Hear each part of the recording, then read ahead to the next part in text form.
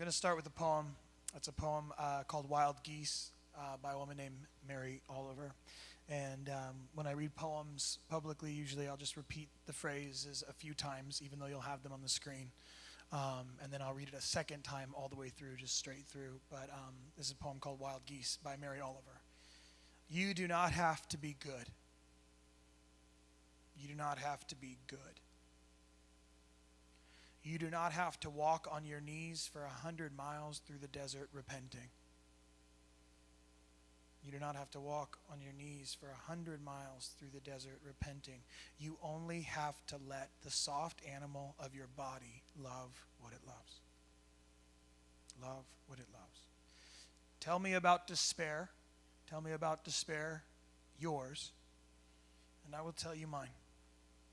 I'll tell you mine. Meanwhile, the world goes on. Meanwhile, the world goes on. Meanwhile, the sun and the clear pebbles of the rain are moving across the landscapes, over the prairies and the deep trees, the mountains and the rivers. Meanwhile, the wild geese, high in the clean blue air, are heading home again. Whoever you are, no matter how lonely, the world offers itself to your imagination. Whoever you are, no matter how lonely, the world offers itself to your imagination, calls to you like the wild geese, harsh and exciting, over and over announcing your place in the family of all things, over and over announcing your place in the family of all things. Let's pray. Holy Creator of all things, all people, in all time, you are limitless in your goodness and boundless in your mercy. You keep all things mysterious, even the things you reveal. Most often, the things you reveal. Your words hem me in and are not confined to the words of what we call the Holy Scriptures. I know this because I hear you in your voice in the wind as it blows through the trees, in the voice of wisdom carried by my wife, and in the tears of a dear friend whose life has just imploded. You spoke and you speak.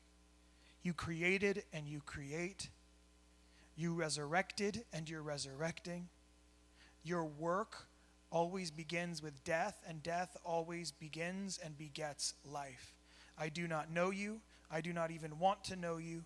But I'm asking this morning, give me the grace and the desire to want to know you. And in this exchange, grant me the grace to know the difference between you and those who claim to represent you, but their hearts and lives are far from you.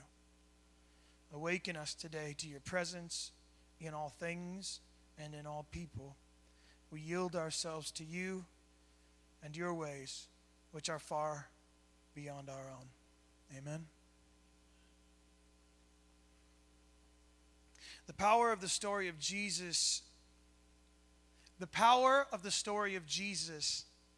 is found in the parts that we try to avoid most. The actual power of the story of Jesus is found in the places we like to avoid the most. See, we want to compartmentalize the whole thing. We want the resurrected Jesus over here. We want the crucified Jesus over here. We want the Jesus who overturned the tables somewhere over there. We want the lonely Jesus out in the wilderness back here. And we want the scared Jesus in the Garden of Gethsemane somewhere over here. But they are not separate stories. They are not separate lives. They're not separate illustrations. They are one whole life, one whole story, one whole experience. We like life when it's over there, over there, over there. We say this part over here. We keep this part over here.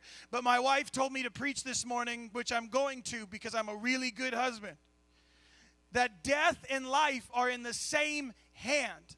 That resurrection and crucifixion are not separate stories. They are the exact same story from one same life. Because see, what we want is we want to get through the resurrection part so we can show up on Easter and do the happy Easter thing. Wow, that's convenient, isn't it? That's super convenient. The problem is, it's a connected story. It's one story, one God, one life. It's one movement in the same hand. That's the power of the story of Jesus, to hold crucifixion and resurrection in the same hand. This is what we call the joyful affirmation of human suffering. You're like, that is the most terrible phrase I have ever heard in my entire life. It is the joyful affirmation of human suffering. What am I trying to say in that? What am I trying to break down for you? It's looking at John 16:33. So John 16:33, it's very, very encouraging. I like to go to the most encouraging scriptures. That's where I like to spend my time. This one is, very encouraging. I tell you all these things. This is what Jesus says. I tell you all these things so that you could have peace. Oh, that's so sweet. And we like to we'll just put a period there and be like, thanks for telling me all those things so that I could have peace. Except for the next sentences. Because in this world, you will have suffering. You will have troubles. You will have tribulations. You will have pain. Literally, that's what the word there is literally translated as. Jesus is like, hey, just so you're aware, I'm telling you all this so you can have peace. Not if you experience suffering or trauma, but when you experience suffering and trauma. Because they're the same experience. They're the same thing. In fact, we can make it really simple. Most people whose lives have millions and millions of dollars, their lives end up falling apart and look like crap. Yet most of us are like, God, fill my bank account with millions of dollars. Do you see what I'm saying? Because we don't know the difference between blessing and curses. We're just trying to get the thing we think we need in order to get out of the experience we're currently in, because we don't realize they're all the same thing in the same hand in the same life. It's the same journey. In fact, I love it because Richard Rohr says it this way. Creation is the first and final Bible. Incarnation is already redemption. Christmas is already Easter. And Jesus is already the Christ. We're all done now. Richard Rohr, I'll read it again. Creation is the first and final Bible. Incarnation is already redemption. Christmas is already Easter, and Jesus is already the Christ. Here's the reason, what he's saying is the moment God starts something, it's already finished, because it's the same move. The reason that we don't connect those dots is because we work the beginning to the end. So when we get a problem, we're trying to figure out where it started and how to fix it. God doesn't work like that. The Bible says he starts the end from the beginning. So he's working from over here while you're working from over here, and no wonder you're frustrated, because every Christian in the world says, don't you know God already wins? Yet we're living like the pain is never going to end. No wonder we're frustrated with our momentary light afflictions, because we're trying to fix them in light of our past, and instead we should be living them in light of eternity. See, it's insane. Okay, I want you to take your problem and think about it 1 billion years from now. Is it a problem anymore? Done. End of story. Let's just go home. That's the beauty of resurrection. God doesn't start something he doesn't intend to finish. The problem is he doesn't work on your timeline. I sang it on Good Friday, but Good Friday isn't good. It's massively disappointing for the people involved in the story. You know what I mean? They're like, yeah, Jesus. This is not what I thought. They're like, he's bleeding and he's dying and we're supposed to be killed. You guys, we live in the same disappointment that Jesus lives in, because what we're doing is we're making healing and happiness our God over Jesus. We've made healing and happiness our God over the man Jesus Christ, and when he doesn't give us healing and happiness, we are mad at God, because that's what the preachers told us we were supposed to get if we said yes to him on Easter. Get saved, he'll fix your life. No, get saved, which means you start a relationship with Jesus. It doesn't mean it instantly happens. Do you understand this? Paul, who wrote most of the New Testament, is saying this. Hey, listen. I'm still working out my salvation with fear and trembling. This is a guy who wrote most of the New Testament. You think you got saved because you prayed a prayer? I'll ask you a deeper question. When did the disciples get saved?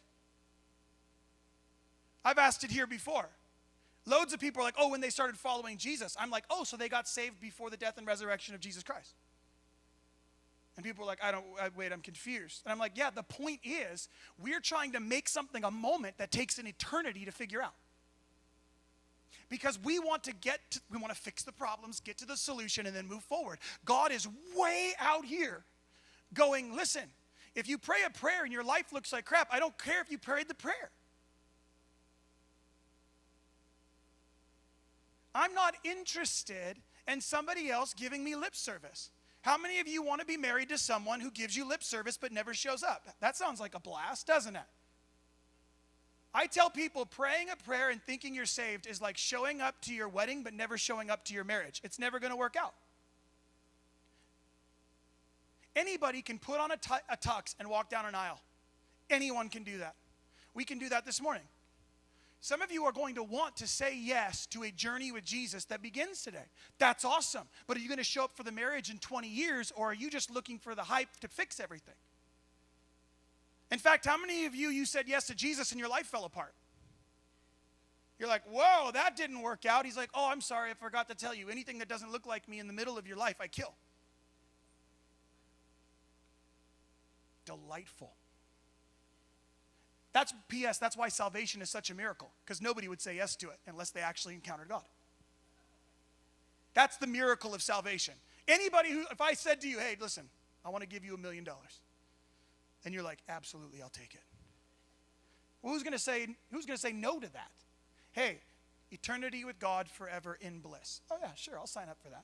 No, Jesus went around and going, listen, foxes have holes, birds have nests, the Son of Man has nowhere to rest your head. Come follow me. And people were like, absolutely, that's what I was waiting to hear. That's the miracle. Jesus bids you come and die. Pick up your cross and follow him. Who wants to say yes? The few people who actually know what it means to love God and have encountered him. Anything else is just a farce. It's just a lie. It's compartmentalizing something that is to overtake your entire life. In fact, when we worship happiness and healing over Jesus, it's because we're living in fear, not faith, trying to avoid the things that might actually make us transformed. And we don't really want to transform. We just want a pat on the back.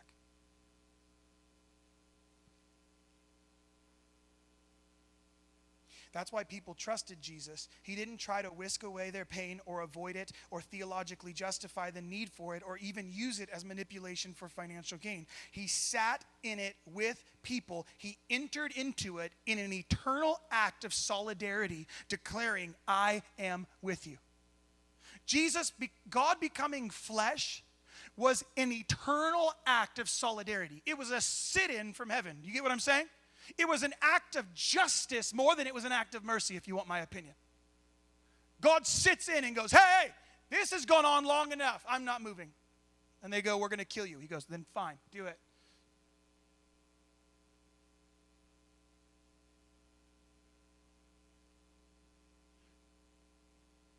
Maybe because Jesus didn't just die for us, he died with us and still continues to do so today. We all love the Jesus who dies for us. What about the Jesus who dies with you every single time it hurts? What about the Jesus who actually sits there? What about the God incarnate who actually sits there with you? Because I believe the center of all Christianity is not the resurrection, it's the incarnation, if you want my opinion. But nobody asked for it, but I have the microphone, so you have to listen to it. We can disagree with it later. But I think the entire reality of Christianity is God incarnate, not God resurrected. Listen, I've been studying mythology for a while now, just a couple years. I'm not an expert, but here's what I do know. There are plenty of times in mythology where the deity dies and resurrects to prove his divinity. But I can promise you this, there is nowhere else in all of mythology or human history where God dies to prove his love. Jesus didn't die to prove he was God. He died to prove he was in love. That has not ever happened. In fact, it's my favorite thing to talk about with people who hate God. I'm like, great, you can hate him. You cannot want to be a Christian. That's actually awesome. But if you study mythology, look over the course of history, and you see the stories laid next to each other, there is never a time in human history where God himself wraps himself in flesh, becomes like his creation, and dies with them and for them in their place. That is completely unique to Christianity. There are parts, I'm not going to lie to you, there are parts that feel like they're mirrored, but they aren't the same. In fact, do you understand that if a tribal people were hearing the story of Abraham, remember the story of Abraham and Isaac? And Isaac goes and sets his son on the altar. If you were in a tribal people of that day, they'd be like, yeah, that makes sense. We offer children to our gods. That's what we do. They would have heard that. We look at it in our Western sensibility, and we're like, woo! Whoa, God, why would you do that? No, that was normal for the day. That was very normal for the day. Here's where the story takes a twist. God provides the lamb. People in that tribal culture would have heard that story and be like, oh, no. I have a question. What God does that? And Abraham says, my God. Because when God becomes incarnate, then it changes the story. When he doesn't die to prove himself something, but give you access to something, it changes the entire story. He entered in. He held all of it in one life, one hand, one story, one narrative. Do you see what I'm saying?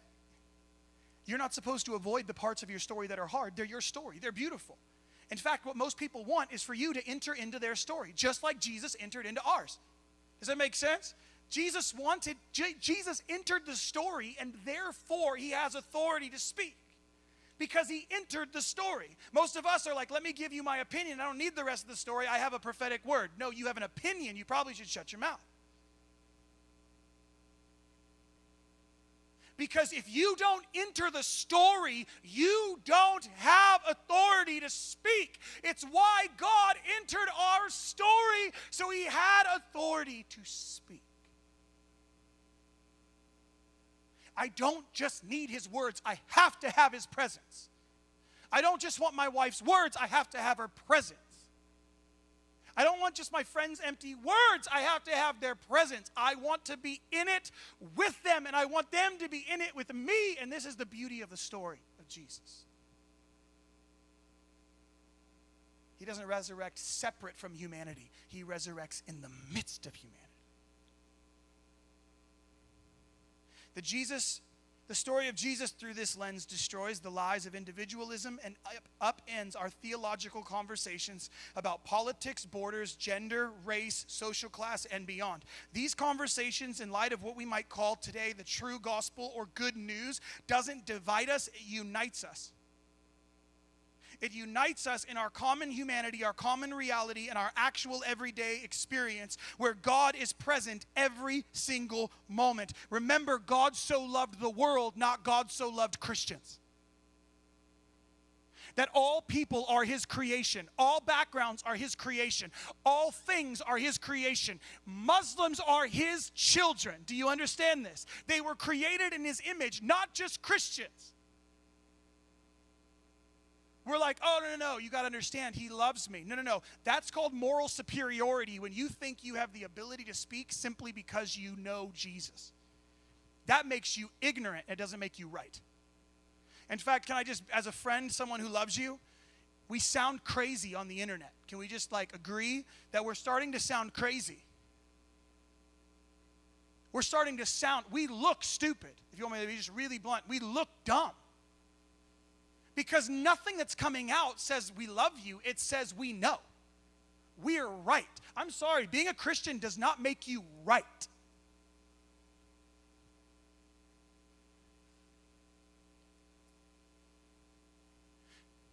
Because until you've entered into somebody's story, you have no authority to speak anything. That's why all suffering is shared suffering. All resurrection is shared resurrection with each other and with God. We don't love by being above the world, detached and superior. We love the world by being in the world because that's what Jesus did. If you're trying to do a different model than Jesus, clearly you're going to mess it up. Does that make sense? Jesus got involved in the story. He got into people's lives. He didn't do it separately and morally superior, saying, don't you understand I'm God? In fact, can we just read from Philippians 2 for a second? Christ Jesus, who though in very nature was God, did not count equality with God something to be grasped. Did you hear that? Jesus, who was God, didn't even count equality with God something to be grasped. He had every right to do it and chose not to. We have no right to do it and think we can.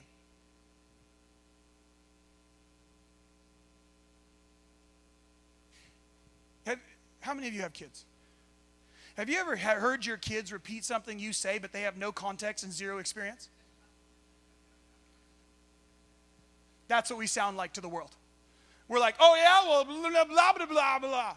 Couple swear words that we didn't know were adult words. That's what we sound like. And the world's like, what the heck? That doesn't sound kind or loving. It sounds defensive and angry.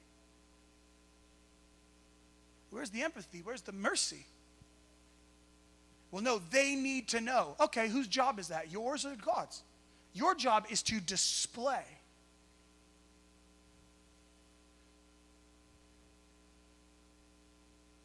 I could go off on that tangent for a while, but I'm not. I'm going to leave it at that.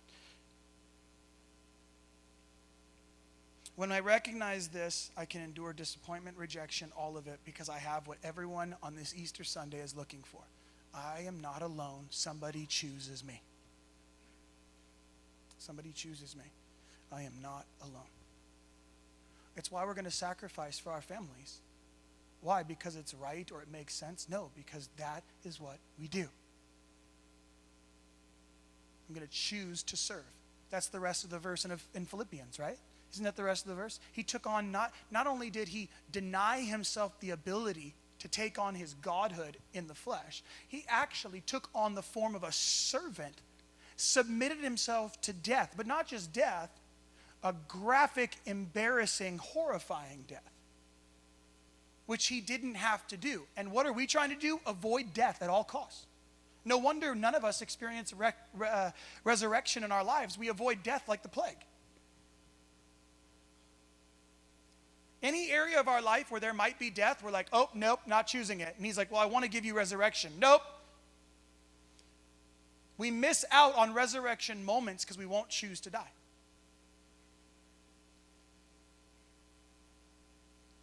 And you're like, yeah, that one time. No, it's not one time.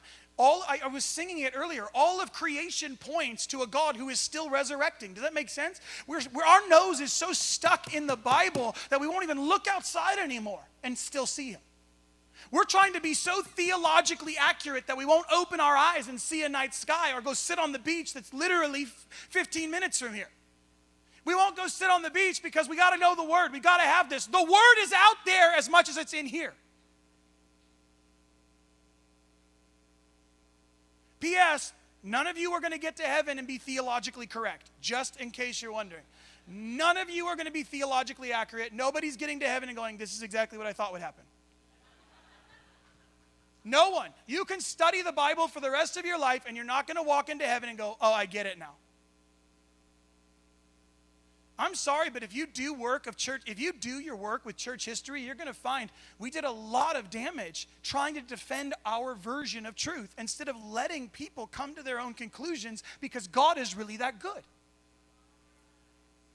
I love the way Jesus deals with people. I love it more than anything else. I love this. Jesus walks up to a woman who is actually caught in the act of adultery. She is literally naked in the dirt, standing before Jesus, the city, and the Pharisees. And they say, Jesus, the law says she should be stoned. What do you say? They're trying to trap him. He says these words, which I think are awesome. He says, anyone who has not committed the sin can actually stone her. P.S. The law, just to be really specific, anyone who didn't commit that sin was allowed to throw a stone, which means all the Pharisees and Sadducees had been in adultery.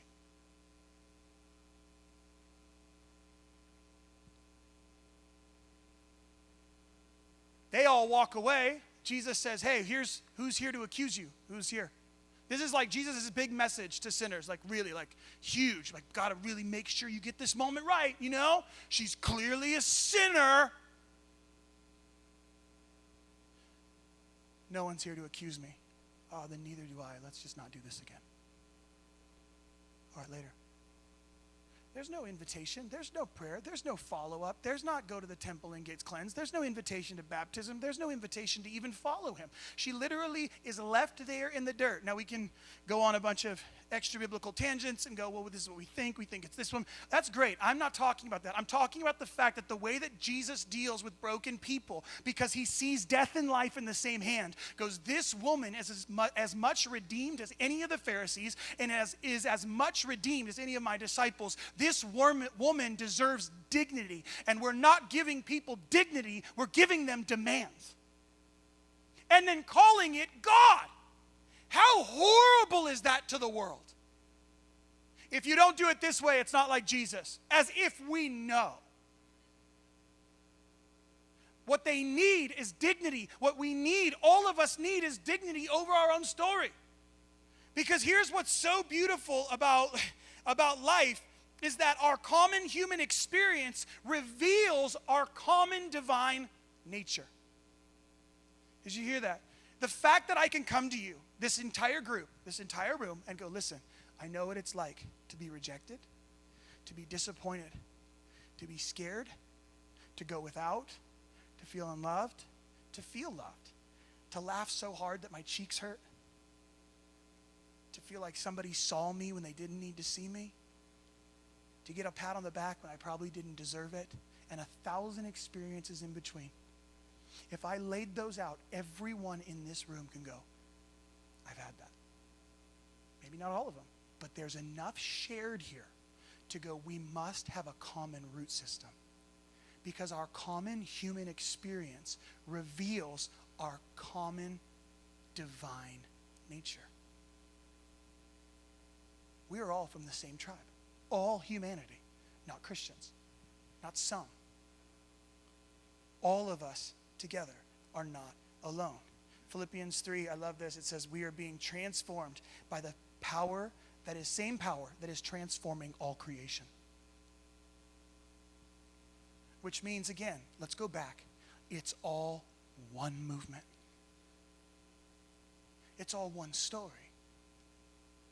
It's not compartmentalized versions. It's one move of God, one people, one love, one humanity, one God. For God, it is all connected, all people, all stories, all creation, one continuous movement throughout eternity. Salvation is not your journey, it's our journey together. You are not corrected through the power of the resurrection. You are being connected through the power of resurrection. The power of resurrection is not to correct you, but to connect you. It's to remind you that we all are in this together. We all have the same human experience and the same divine nature. That's the power of the resurrection. In light of that, I want to, in fact, I would say it this way. In Matthew, this is one of my favorite parts of Matthew. I'll end with this and then we'll read the poem again. But in Matthew, it says this. It's my favorite part of the resurrection, which most people skip over, which makes it fun. Matthew 27, verse 51 through 53. I love this. This is what it says. And behold, the curtain of the temple was torn in two from top to bottom, and the earth shook and the rocks were split. And here's what it says. The tombs were opened, and many bodies of the saints who have fallen asleep were raised, and coming out of the tombs after his resurrection, they went into the holy city and appeared to many. Here's my point. We are so interconnected that even God, even Jesus, doesn't do resurrection alone. He invites everybody to come with him. I love it. He's like, hey, I'm not getting out of this tomb by myself. Why don't you come and you come and you come and you come? And then when we all go to the city, we'll all go in together. It'll be crazy. People are going to freak out. They're going to lose their minds. It's going to be awesome. We're celebrating the resurrection of Jesus, not even realize a bunch of other bodies got out of the tomb that day. Because his story is our story. His suffering and his resurrection are in the same hand, same life, same journey, and it's because it's your journey too. And it doesn't happen once, it keeps happening, and it's what makes it beautiful. Because the next time it shows up, you're a little older and you're a little wiser and you got a little bit more experience. And you're not alone, because you can look at the person next to you and go, I know you've been there. I know you've been there.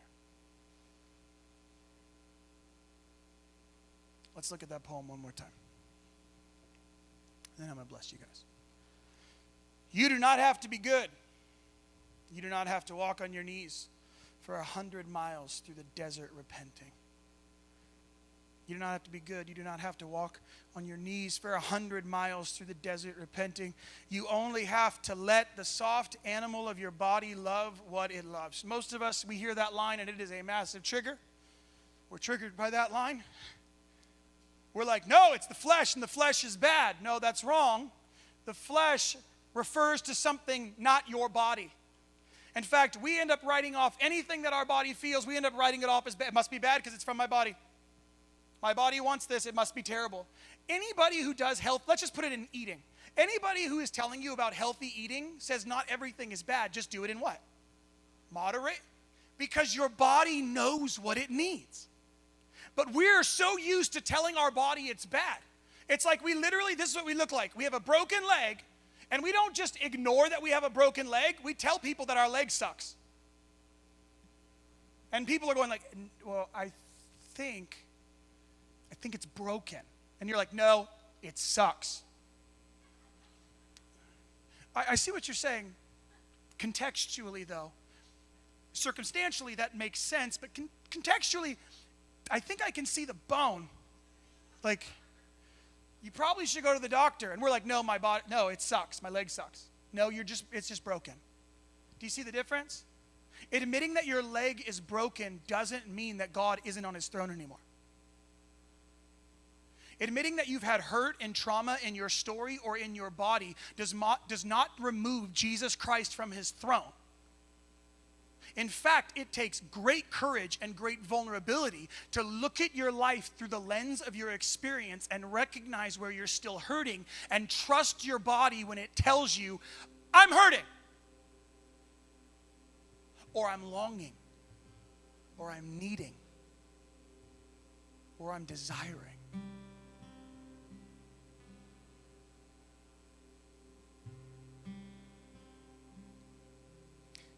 You have to let the soft animal of your body love what it loves. You know the best part about that is the Bible is very clear. Seek and you'll find. We literally don't think people will seek and find. We're like, they must be too stupid, so I'll tell them. And Jesus is like, no, we're good. Just let them seek. And if it takes them 10 years, awesome. Let them take 10 years. Why are we so afraid of time? Remember, in light of eternity, do you think Jesus is looking back and saying, hey, hurry up. I wish you'd get saved faster. I'm in a hurry here. I've got some bowls to fill and I've got wrath to pour out. Is that what you really think he's up there doing? He's going, hey, we're good. Take your time. When you need me, I'm here. But hey, don't stop seeking. That's the thing we should be encouraging people to do. Wouldn't that be more fun? To wander around and not yelling at people, but just going like, hey, listen, I get it sucks right now. Let's just sit and cry about it. But let's just keep seeking. Like, let's figure some stuff out. I mean, we meet some crazy people on our journey, so I'm not even going to tell you half of our stories, because it's like, you'd be like, you're clearly not a very good Christian. So I'm not even going to tell you my stories, but what I'm going to tell you is the fact that I love the journey of humanity, and we love the journey of people. And we're not trying to fix them. We're just trying to keep them on the road of seeking for as long as they're willing to go. And people who found other versions of truth, honestly, just stopped seeking too soon. So our job is not to convince them to follow Jesus. the world and life will do that enough if they continue seeking. Does that make sense? Because all we're doing is going, yes, but have you read this verse? They're like, we don't even like your book. And we're like, oh, then can I show you some stuff? Tell me about despair, yours, and I will tell you mine. Meanwhile, the world goes on. Isn't that depressing? Meanwhile, the world just keeps going. But we know it's true. Nobody is stopping because you had a bad day. What? Now here, you can hear this and hear massive unkindness. But here's the truth of your life. Every hard moment and trauma is a seed in the ground that if you were simply willing to let it be watered, you have no idea what could grow in its place. The world has to keep going because it needs winter so that spring can come, and then summer, and then fall, and then we start the whole process over again. And we go, yeah, isn't this awesome? And instead of celebrating seasons, we're demanding it always be summer. I mean, in America, that's the way we're wired. We're like, I want my strawberries in the middle of winter. You know what I mean? Get me and if we show up to the store and there's no strawberries, we're like, what the hell is going on? The world is clearly falling apart. Because we want every fruit in every season in every store. My Target better have strawberries or I'm mad. You know what I mean? And the truth is, what if we denied ourselves some of those things because it's just not the right season for it? Because what you're trying to make grow in the winter will grow a lot better if you just wait 4 months.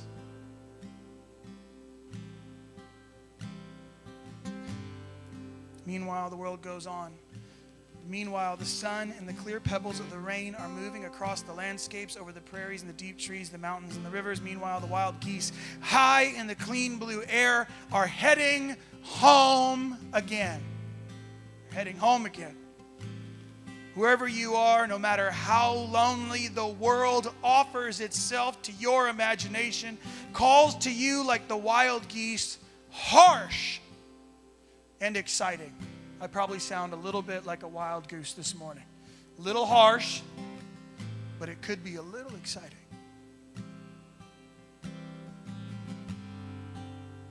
Over and over, though, I'm announcing. This poem is announcing your place in the family of all things. Can we just stand together? I want to bless you with this, and then we'll sing this chorus as we close our time out. This blessing, I've given it here before, but I'm going to give it again. And for those of you that don't know, it was this young adult indigenous woman on a podcast who was sharing about what it meant to be an indigenous woman from North America in this modern age, how she had to fight for her culture and all of these things that she was experiencing. It was an amazing podcast. I was like weeping through most of it, like I do through most things.